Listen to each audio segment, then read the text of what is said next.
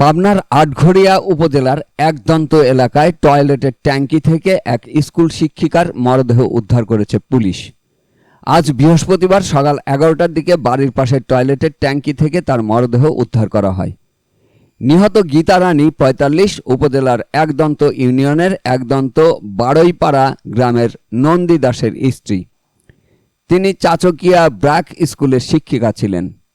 আটঘরিয়া থানার ভারপ্রাপ্ত কর্মকর্তা ওসি নাজমুল হক এই তথ্য নিশ্চিত করেছেন।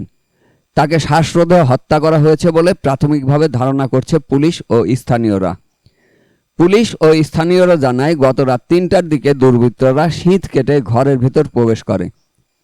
পরে গীতা রানী টের পেলে দুর্বৃত্তদের সাথে তার ধস্তাধস্তি হয়।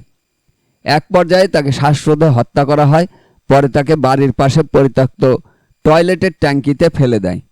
আজ সকালে তাকে খোঁজাখুঁজির এক পর্যায়ে 11টার দিকে টয়লেটের ট্যাঙ্কিতে তার লাশ দেখতে পায় স্থানীয়রা।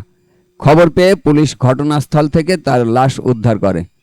আটঘরিয়া থানার ওসি নাজমুল হক জানান, লাশ উদ্ধার করে ময়না তদন্তের জন্য পাবনা মেডিকেল কলেজ হাসপাতাল মর্গে পাঠানো হয়েছে। কারা, কেন, কিভাবে এই হত্যাকাণ্ড ঘটিয়েছে তা নিশ্চিত হওয়া যায়নি, তবে পুরো বিষয়টি তদন্ত করে দেখা হচ্ছে।